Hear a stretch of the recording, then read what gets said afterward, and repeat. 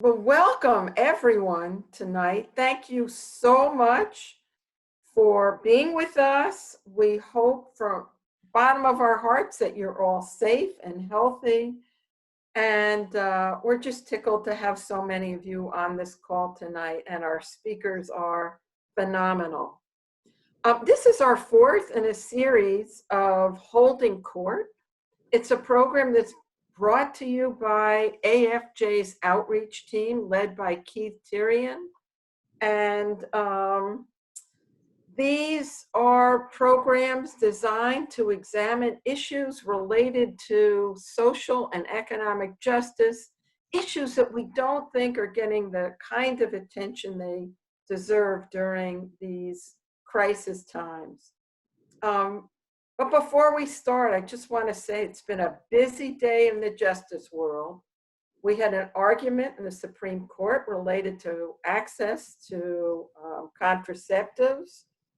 And we had the hearing for a nominee, Justin Walker, to the prestigious DC Circuit. And unfortunately, Justin Walker's record stands for one that will turn the clock back and take away our healthcare rights and protections. Alliance for Justice has been fighting hard.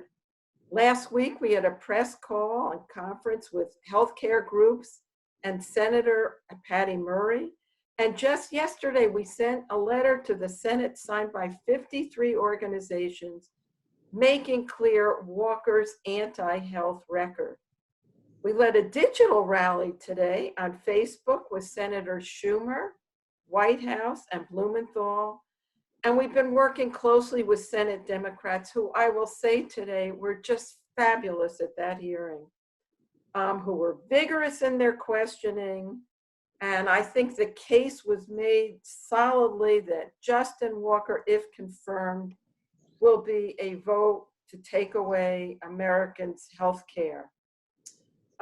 Rest assured that between now and the floor vote, we will do everything we can to make clear how dangerous this vote is. Before we get into tonight's program, a few logistics. We'll answer questions submitted by the audience following the conversation. Please submit the questions you have to rachel@afj.org. Again, that's rachel@afj.org. You should be automatically viewing this discussion in speaker view. If you're not already in speaker view, which displays one person talking at a time, I recommend switching to it. If you're using the desktop version of Zoom, the icon will be in the upper right-hand corner. And if you're using an iPad, the icon will be on the left-hand side. I also recommend clicking the three dots over any of the videos and click Hide non-video participant. That's a lot of information. Hide non-video participants in order to better focus your attention on our amazing panelists and moderator. So tonight, as I said, we're going to focus on another critically important topic, and that is the plight of people who are incarcerated in our jails, our prisons, and detention centers. It is my great pleasure to introduce our Director of Special Justice Initiatives, Myesha Braden. Prior to joining AFJ, she was at the Lawyers Committee. She spent more than a decade at the Department of Justice, serving in various roles. First as a trial lawyer in the Environment Natural Resources Division, as a federal prosecutor in both the criminal and civil rights divisions, and as a legislative and policy counsel in the civil rights division. It is a delight to hand this over to Myesha Braden. Thank you, Nan. I am so happy that you all are able to join us this evening for this very important conversation. As everyone around the country has been concerned about COVID-19 and controlling its spread, keeping everyone in our communities healthy and safe, no part of that community has been more concerned, I believe, than those of us who are engaged in work involving prisons, jails, and detention centers. Members of our community are incarcerated, detained in situations that are, quite honestly, unsanitary in normal circumstances. And the ability of people who are incarcerated and detained to maintain social distancing, to regularly wash their hands, is extremely limited, if not at all unavailable.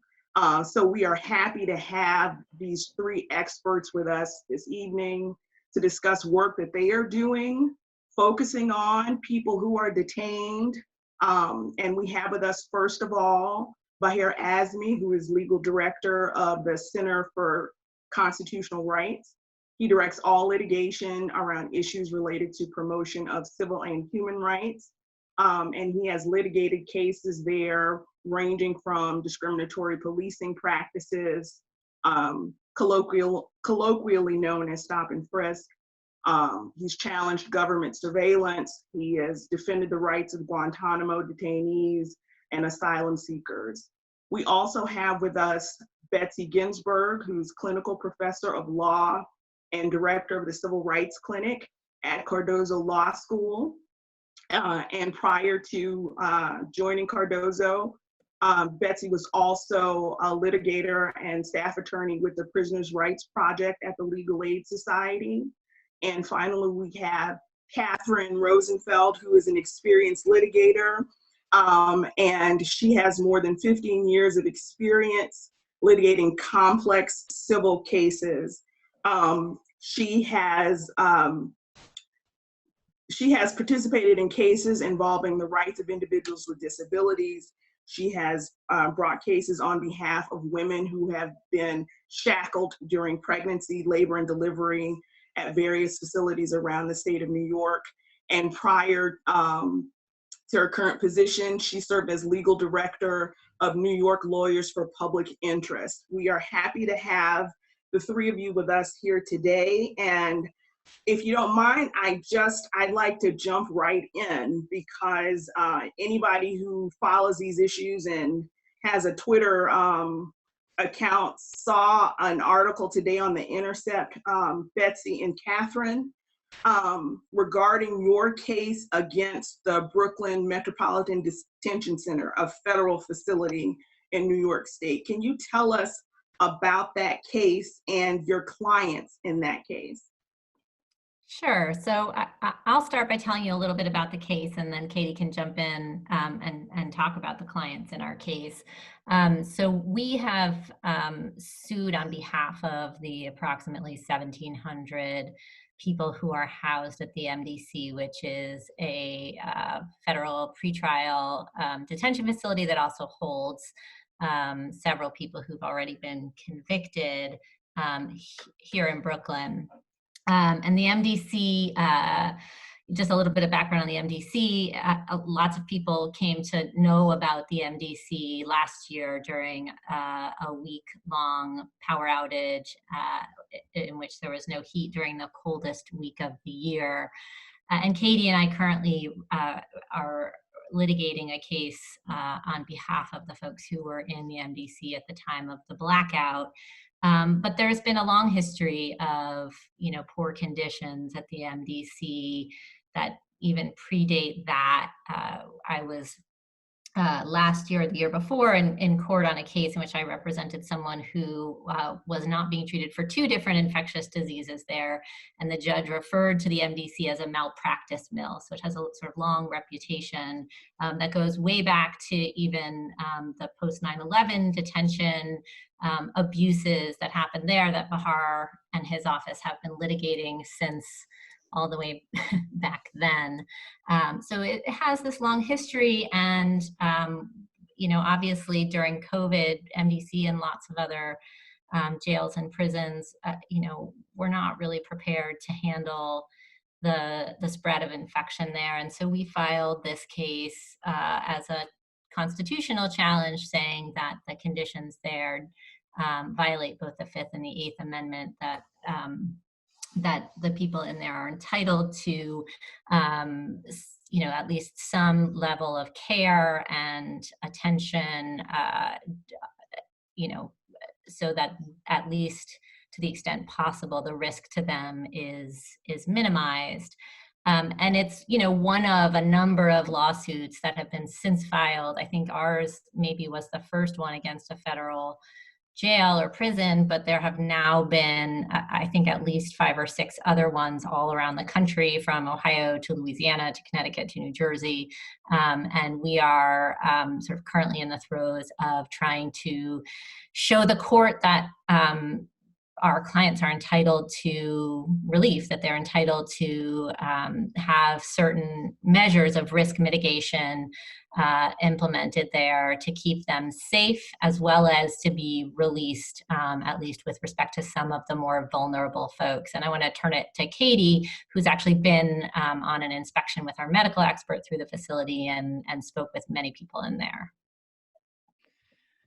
Sure. So as Betsy mentioned, on April 23rd, I actually went to the MDC in Brooklyn and did an inspection there with Dr. Homer Venters, who's a correctional health expert.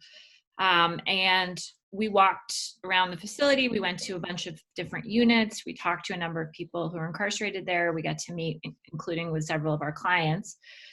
People in that facility, like in many jails and prisons all over the country, are locked in right now 24/7. They come out 30 minutes 3 times a week, or perhaps up to an hour 3 times a week for phone, email, shower. That's it. Many people in the facility have long-term health conditions, as you would expect. So there's people in there with chronic heart disease, diabetes, asthma, all the conditions that unfortunately are so prevalent. And a lot of people are sick. A lot of people are scared. People are not being seen by medical staff. People put in requests for medical care and they're ignored. We have clients who have repeatedly requested to be seen and are not. And as Betsy mentioned, and as I think Baher and everyone on the call will talk about, the medical care at MDC has always been terrible. They've always ignored people's requests for care. And then, like so many prisons, there's just been a terrible problem with ignoring sick people. And now in the context of this pandemic, it's even more terrifying because they're not testing people, they're not screening people, they are pretending that there isn't a problem, they're misrepresenting the scope of the problem. And what that adds up to is an enormous public health danger, both to the people who are living in the prison and the people who work in the prison and the people in the communities where those groups of people interact. Katie, I understand that in the Metropolitan Detention Center, I think people get or have a certain mindset about who is in federal lockup and who is not. What's unusual about this detention center is that many people there have not yet been convicted. Can you tell us who is being held in this facility? Well, it's a good point. There is a mix in this particular facility. A lot of our clients in this particular case happen to be people who are already sentenced, and some of whom are supposed to be released in as little as a month or 2. And so the government has been fighting against releasing people who are high risk, who are very, very vulnerable to COVID, who are already scheduled to be let out, in April, May, June, July. And so the idea that people who already could be out and could be home and safely quarantining at home need to stay and serve the rest of their sentence in a facility that is full of COVID and can't take care of them is truly disgusting. And the same thing for people who are pretrial who can safely be released. Nobody should be there who absolutely does not have to be there. And out of 1,700 people, that's probably a very small percentage. Right. And Baher, like those individuals who are detained in the Metropolitan Detention Center who have not yet been convicted of a crime, many of the potential class members in your case find themselves in the same position. Can you tell us about your litigation across Louisiana, Mississippi, and Alabama? Sure, thanks. Yeah, we've been focusing our efforts on representing individuals, immigrants who are in detention ICE detention, Immigration and Customs Enforcement detention. And there are, I want to say, several dozen cases across the country trying to get people, particularly medically vulnerable people, released from ICE detention. We have 3 cases, one across, I have 15 people across 6 detention facilities in Louisiana, another on behalf of 6 medically vulnerable individuals detained in a Mississippi facility, and a third on behalf of 21 detained in an Alabama facility.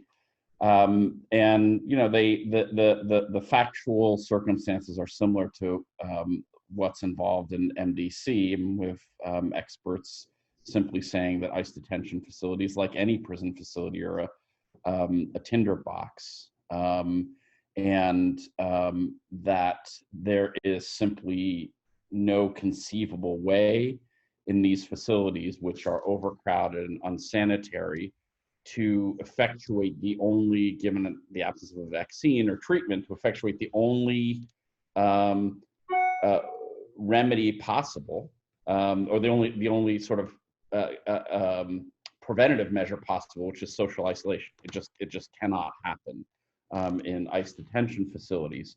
So as a result of that impossibility, and given the particular vulnerabilities of plaintiffs that we've highlighted, ones with the conditions Katie was mentioning that make people particularly vulnerable to COVID, they have to be released. And there's the legal principle is you know, a little bit different. Yeah, they're situated like individuals who have not been convicted of crimes.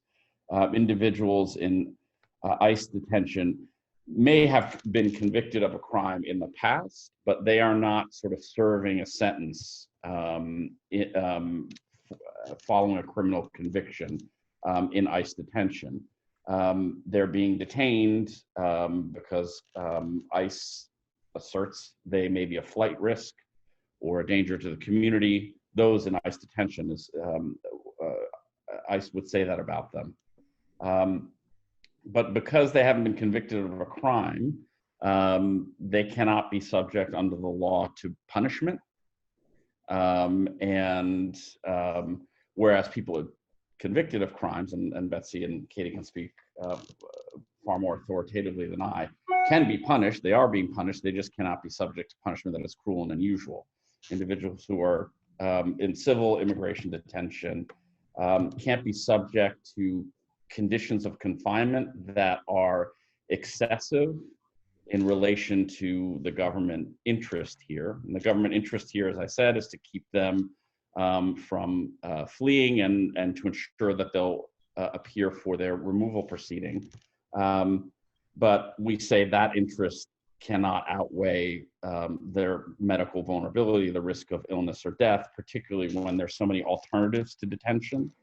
And I think, you know, I hope we'll have an opportunity to talk about how we're all trying to use these cases, not only to release these individuals, but to showcase the way in which these facilities have been profoundly unjust and over-carceral, even before COVID. And I think, I know we're all using these cases as an opportunity to develop that narrative.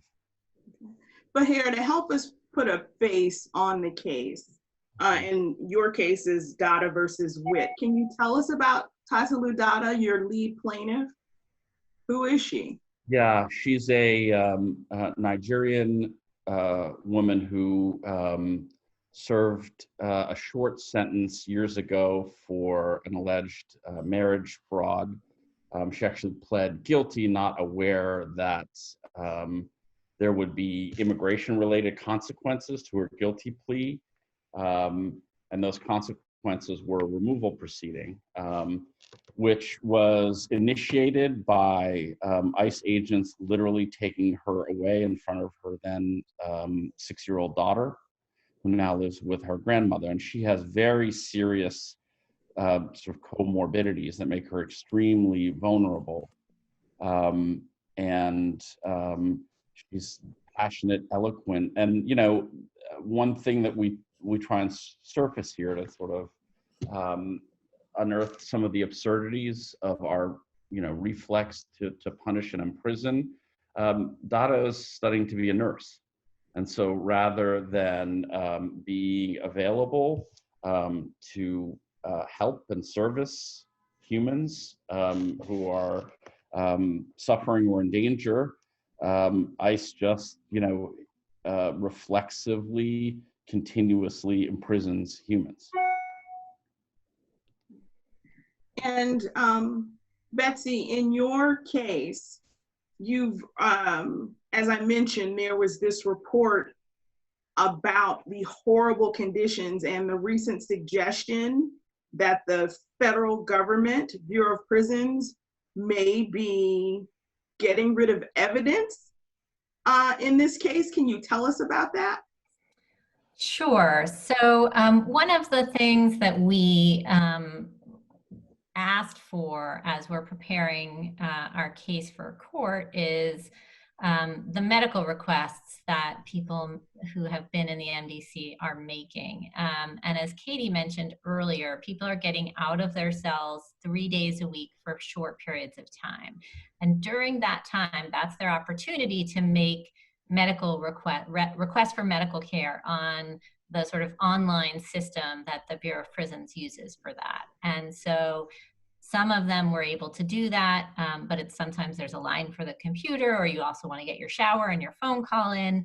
And so the other way for people to make those requests when they're unable to use the computer is to fill out a paper form and hand it to a medical staff member or to a corrections officer.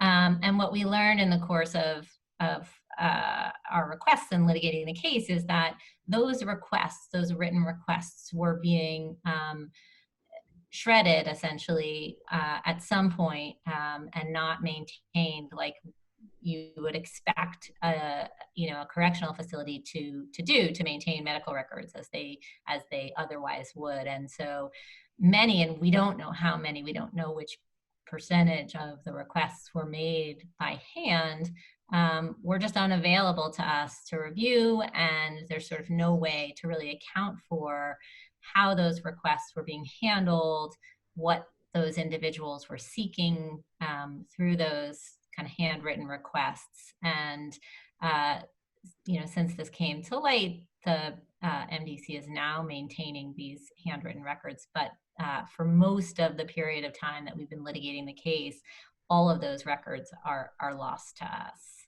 Mm-hmm. Is this an ongoing problem with the Bureau of Prisons keeping the records that they are supposed to be keeping and making them available when individuals are challenging the conditions of confinement? So I can't really speak to that more broadly. This is something that we came across in this case. We never would have, I think, come across this had we not filed the lawsuit and gotten through discovery these other records. And so it's something that, as with many things with prisons and jails and detention facilities, right, it's sort of happening all behind closed doors.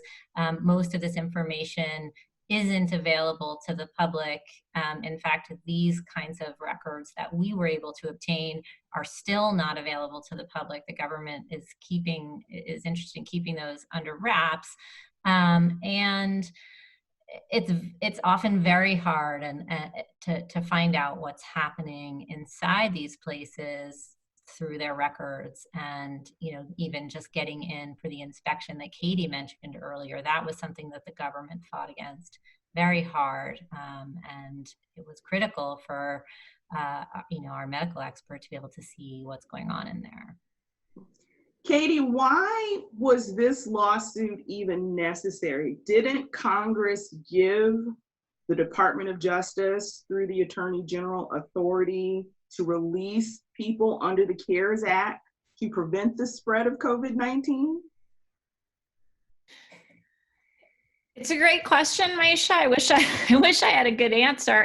We in the Eastern District, we have seen the government fighting against the release of all of our clients, pretty much. Our client who is serving 15 months on a marijuana conviction from 25 years ago, our client who's 60 years old and who has 2 months left, the warden is denying requests daily by saying people don't have a terminal illness and therefore don't qualify. It doesn't seem to be executed at the facility level, whatever the intention is. I've heard criticism that it's very confusing, the directive, that it's very standardless, and basically that unless you had a sort of strong local person seeking to implement it, it doesn't do anything. Okay. Now, as we were saying before, this particular facility houses a mix of people, both people who have been convicted and are serving shorter sentences, and individuals who are awaiting trial but haven't been able to make bail. It's also a mixed use facility, am I correct? Both women and men are detained there? Yeah. No, go ahead. Is there a different situation for women, particularly as it relates to their medical and healthcare needs when they are detained? I mean, yes, absolutely. In MDC, there is a women's dorm, and it's an open dorm. The people are sleeping on bunk beds close together. The opportunities for social distancing are even less than in the men's part of the jail. But I think more broadly to your question, there are definitely, we've seen a number of horrible national stories about women who are incarcerated right now, experiencing things. I mean, I think many of us have been following with, broken hearts, what happened to Andrea Circle-Bear, who is this woman who was 30 years old, and she went in to serve about 2 years on a nonviolent drug case.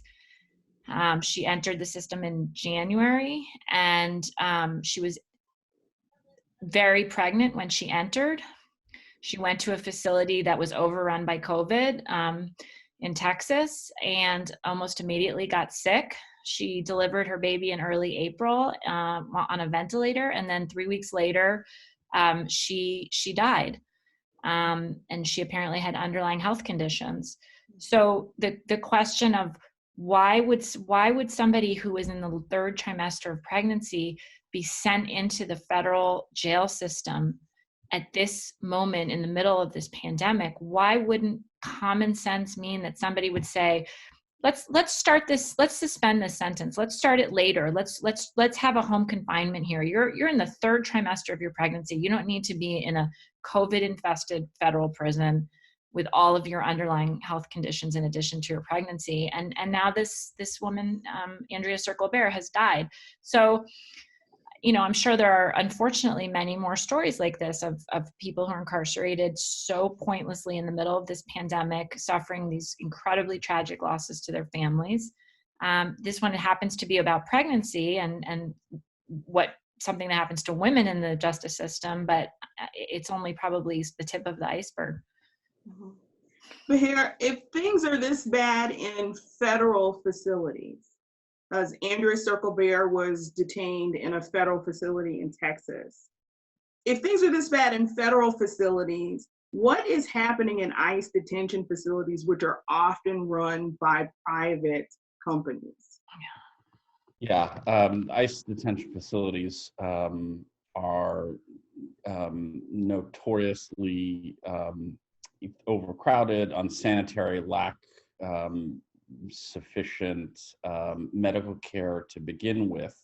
And I should note, two of our, back to this theme of sort of highlighting the problems pre-COVID, two of our clients in a Louisiana case are long-term hunger strikers because, long before COVID, they thought the conditions of detention were atrocious and unjust. And there's something about ICE facilities, particularly because of these factors and also the way in which they're highly fungible. I mean, it's sort of a national immigration detention system. So individuals are transferred across facilities across the country within state, people are transferred back and forth. That sort of heightens the risk of this particular spread. And I want to draw attention to a study done by a consortium of academics and hospitals led by Brown University. The study found that under an optimistic scenario, 72% of individuals in ICE detention are expected to be infected within 90 days. And on a more pessimistic scenario, 100% will be infected. That among half of the ICE facilities, that would translate into sickness that would overwhelm ICU beds within a 10-mile radius of the particular facilities. And it's been interesting to litigate in these southern courts because I think immigrants, aliens, foreigners don't have as much traction as we'd like with these particular judges. So we've been sort of framing this as just sort of a general public health emergency. It doesn't help the community at large in Louisiana when there is an outbreak in a facility and then staff members get sick, take it to their families, and overwhelm rural hospitals. I should mention that's had some success. In the first case that we brought on behalf of 15 individuals in Louisiana, a judge recommended the release of 13 of the 15. And the other two, he didn't release, one because there wasn't yet an outbreak in that person's particular facility, but there surely will be. So we should be able to go back and say, now release him. And the other, ironically, he wouldn't release because the man, 59-year-old Iranian scientist, had actually contracted COVID and was in the medical facility in the detention center. And so the judge just couldn't get his head around how you would effectuate a release or transfer someone who's actually sick and symptomatic. But here within the criminal justice activist community, I think there was a moment when people were very focused on the fact that private prisons, private immigration detention facilities are places where people make money to incarcerate others. Mm-hmm. A less discussed aspect of that is that in these small towns, in my home state of Louisiana, in Mississippi, and Alabama, they are also an economic boom for small communities because they are a source of jobs. Mm-hmm. Lots of people are employed at these facilities, which raises the issue of not only these poor conditions being a danger to individuals who are incarcerated in the facilities, but also a danger to the health of individuals who work in the facilities and the places that they go home to in the communities where they live. Can you speak to that a bit? Yeah, maybe taking in reverse order. Certainly, it is a serious public health danger to the entire community. And when there is such a concentrated spread within a facility, that will spread to staff and families, and then overwhelm the medical systems in these rural regions. I think 3 ICE staff members have died in Louisiana. So it's happening now. But to get to your other point about the sort of perverse incentives around detention, I mean, that's something, right, the activist community has rightly focused on, because there is a deep profit motive for massive private detention companies, including GEO, that lobby for example, detention bed mandates to ensure that government, ICE, fills their beds as a matter of sort of statutory quota. And then the double perversity that communities without other economic opportunities survive through a wage system that depends on the mass incarceration other vulnerable people. It is dark, it's structural, and again, hopefully this is an opportunity to start a conversation about completely reimagining our carceral system. Of course, Black Lives Matter has been talking about this for a while, this notion of divesting from these carceral systems and investing in a real meaningful way in communities. For you, Baher, and for you, Betsy, you are at institutions that are traditionally known for fighting the civil rights battles, bringing progressive issues to light. But Katie, your law firm is a private firm. Why is this case of interest to somebody who's, working at a private law firm?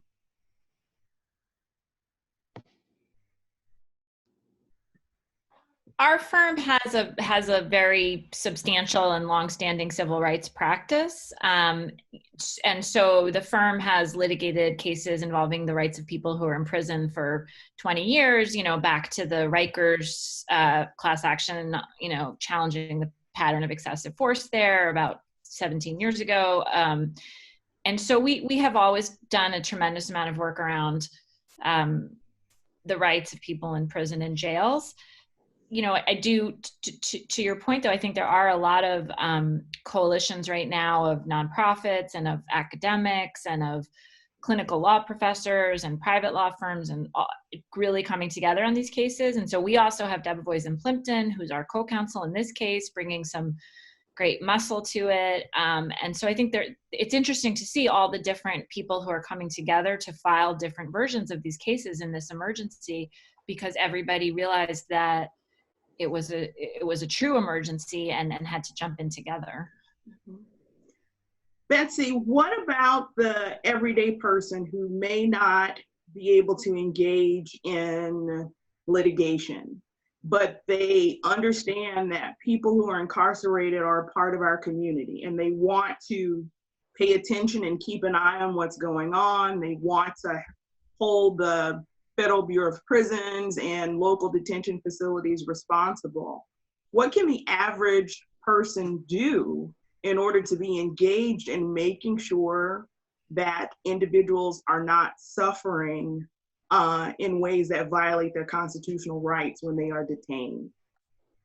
Yeah, so, one of the things that was really amazing last year when the MDC had its terrible power outage was that so many people showed up outside the MDC for days to protest what was happening in there. And that was one of the first times I've seen anything quite like that, at least here in New York City. And I went in there on the sort of last day of the blackout to meet with a client of mine. And he and lots of the other guys who were in the visiting room that day said that the only thing that kept them going during that time was hearing the banging outside and the screaming and seeing the people out there, knowing that there were people who cared about what was happening inside. And that's a little bit harder to do right now. But I think people are figuring out ways to, do these things virtually. I think, obviously just paying attention and getting in touch with electeds who, whether it's, people who are in Congress or your city council, depending on, what kind of facility you're talking about, and letting them know that these are things that voters care about and that people care about, because that hasn't always been made known. But I think really the voices of the everyday people, but especially people who have themselves been incarcerated, family members of people who have been incarcerated, have gotten a lot louder. And I think it's been an incredibly powerful voice in this conversation. I'm not sure who's best situated to answer the next question, but I want to make sure that everybody in our audience understands that in addition to the men who are incarcerated, the women who are incarcerated, there are also children who are being prosecuted as adults who are in some of these facilities, even though many of them should not be. So are there any special circumstances or special rules to protect individuals who are under the age of 18 who are currently being held in local jails or prisons or immigration detention centers?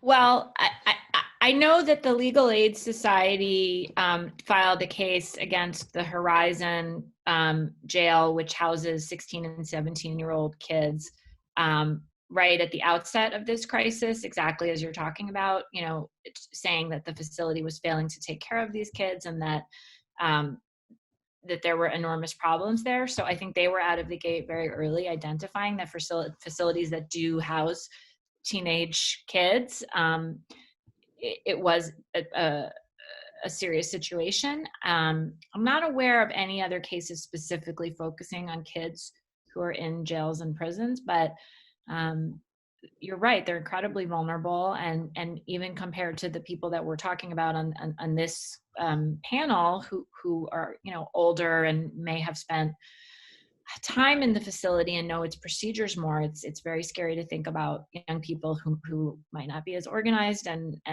able to access help. Mm-hmm.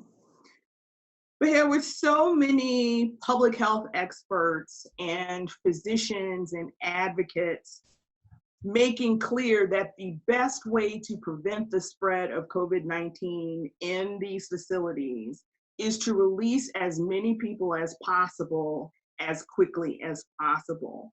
Why do you think there is so much resistance on the part of the federal government in particular to letting people who are so close to ending their sentences be released, or to insisting on individuals who would only serve very short sentences for often nonviolent crimes? Why is there such insistence on incarcerating individuals, detaining individuals, despite the recommendations of experts? That's a really good and I think profound question.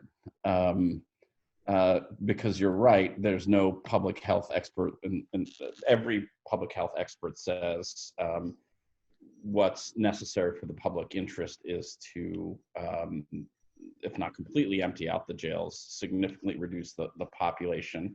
And you might think in a well-functioning democracy that was concerned about expertise and justice, those public health experts would work hand in hand with you know, ICE or whatever sort of prison officials to come up with an orderly, organized plan to release people and keep the community safe and still meet the government objectives in preventing flight risk, et cetera. But the profoundness of your question just goes to how deeply ingrained our carceral inclinations are. It's just a total reflex to fight and never to think creatively about solutions other than imprisoning people our way out of problems. And if you think every single day, you know, the proverbial, if all you have is a hammer, everything is a nail, is the scenario here, which again, I think presents this as an opportunity to disrupt that in some way.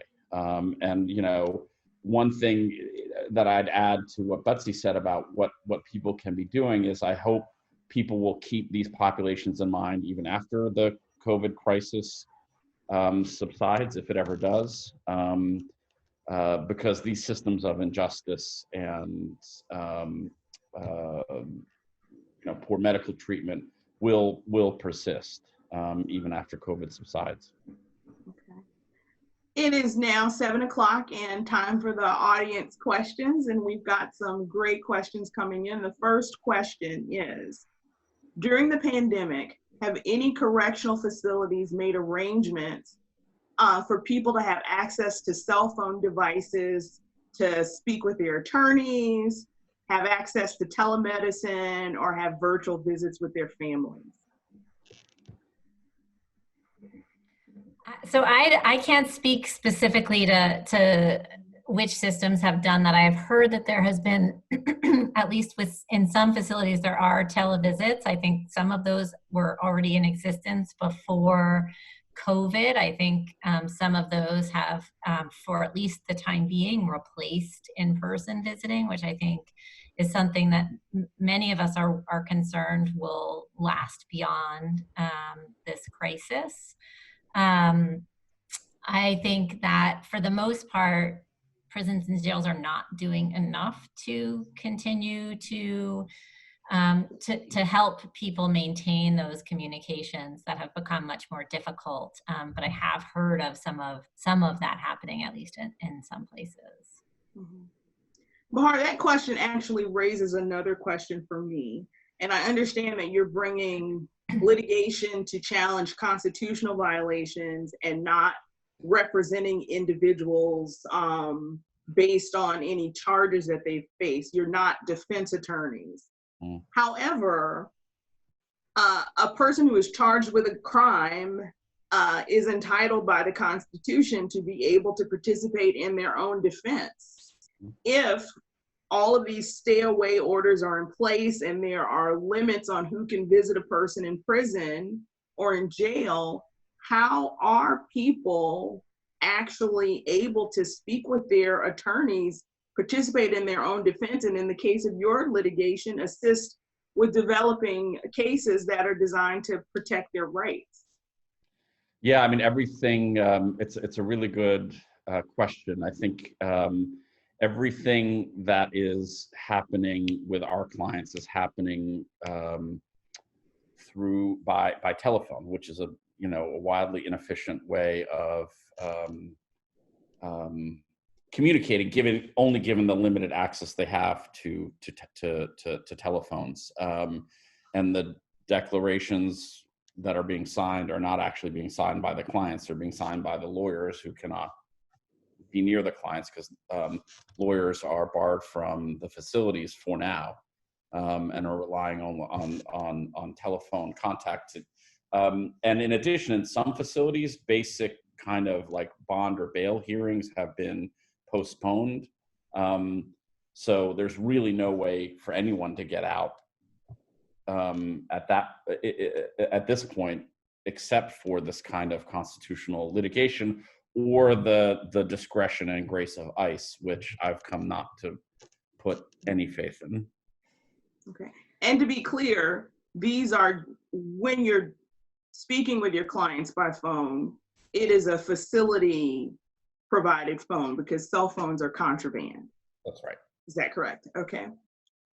Here are a couple more questions. How do we describe to our less progressive friends and family members why releasing people from prison and jail is not putting public safety at risk? Betsy? Sure. So I think that's something probably all of us have some experience with for the many years that we've been doing this kind of work. And I think it's sometimes hard. I think one thing you can look at is actually the places where that's been done already, right? You look at New York City, and while they are certainly not doing everything they could do in the New York City jails, the population has diminished during this time in a way that I think we're not going to see, and we haven't seen have a problematic effect on public safety. I mean, I think it goes back to what Bahar was saying about this sort of instinct that we have, or this sort of addiction to incarceration that you see, is that we come to think of it as necessary, but in fact, it isn't. And there haven't been, in lots of circumstances where you can look at, and maybe for some of those less progressive friends and family, if there are people who care a lot about data, I think there is a lot of data that show that where there have been fewer prosecutions, where in jurisdictions where prosecutors have exercised greater discretion, that you haven't seen increases in crime, you haven't seen detrimental effects on public safety, and so I think sharing that understanding with people, and maybe introducing them to people who've been incarcerated, who are very much human beings like they are. And I think sometimes we, as a society, tend to forget that. One thing that's been discussed a lot as it relates to COVID-19 is the fact that Black and brown people have been disproportionately affected by COVID-19, particularly as it relates to mortality as a result of COVID-19. Now, in the prisons and jails across the United States, there is an extreme disparity in who is incarcerated and the communities that the people who are incarcerated come from. Are there efforts among your coalition groups to think about what happens if we are successful in getting people released who should be released in order to prevent the spread of COVID-19? Are there community supports available as these people are returning to make sure that they have access to healthcare, access to whatever types of reentry services they would need upon release? Well, I was just going to say, one of our clients actually was released last week. He had been very sick in the MDC, a young person, 26 years old. He'd been incarcerated for 3 years, got out finally last week, and immediately the day he was released, his mom took him to get tested. And of course, his test showed up that he had the antibodies. And as he knew, he had had COVID, in late March to early April. He'd been extremely sick. He'd gotten no medical care. And now he's home at his mom's house.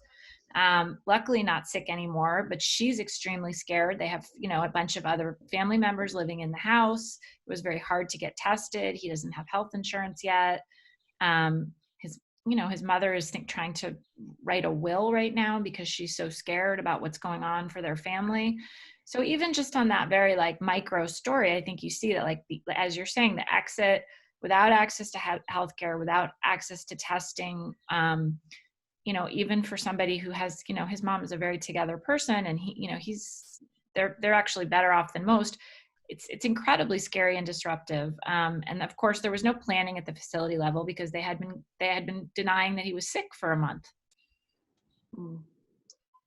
Okay, we have about 5 minutes left, and I want to make sure that I give each of you an opportunity to close by telling us if you got 60 seconds to change the world and make everybody understand why the work you are doing is so important, what would you say? And let's start with Betsy. Sorry to make you go first. No, that's a hard question in 60 seconds. But I think one thing I'm gonna hijack it a little bit, and because there's one thing that I do want to address, and I'll tie it into your question. I promise. Which is, we've talked a lot about people who are in civil ICE detention. We've talked about pretrial detainees. We've talked about kids.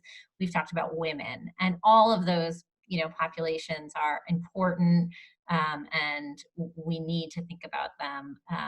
But, a lot of the people that we're talking about are actually people who have already been convicted, some of serious crimes. And I think it's important that we understand that those people are just as important to protect, that those people, whether they pled guilty to something or were convicted at trial, did not bargain for or get sentenced to this kind of danger. And the case that most of us the Supreme Court case that most of us are relying on when we file these cases is a case that said people who are convicted, as Baher mentioned, still have rights under the 8th Amendment not to be subject to cruel and unusual punishment. And if the government ignores conditions that's likely to cause them serious illness, even if they don't have symptoms of that illness, that's a violation of the Constitution. And that's for people who have been convicted. And so I would say, I think, given how many people we send away on convictions in the federal system, in the state systems all around the country, I think that it's important for people to understand that we're not turning a blind eye, that we can't turn a blind eye, and that we need to expect better from our prisons and jails. Before we have Katie and Baher answer that question, Betsy, you raised an issue that I want to make sure we touch on. Many studies have shown that once you cross the threshold of 26, if you have any propensity to be involved in criminal activity, it declines significantly. And a large portion of the federal prison population is individuals who are well beyond 25, well beyond 45. And efforts to release elderly and infirm from federal detention have largely fallen on deaf ears. What should we know about individuals who are older, who no longer pose any type of danger or threat to society, but they are being forced to remain in conditions that are even more dangerous to their health because of their age and health conditions? I think one thing is that, and we see that here in New York State as well, that there are people who have served 40 years longer, who are elderly, who the governor is not releasing, the governor could release. And we're seeing that things like clemency for those folks is not a solution, right? That we just need to not lock people up for so long so that they grow old in prisons and don't get to spend that time with their family, particularly, as you say, Myesha, when they pose no, danger to the public. Baher, you've got 60 seconds to change the world. What do you say?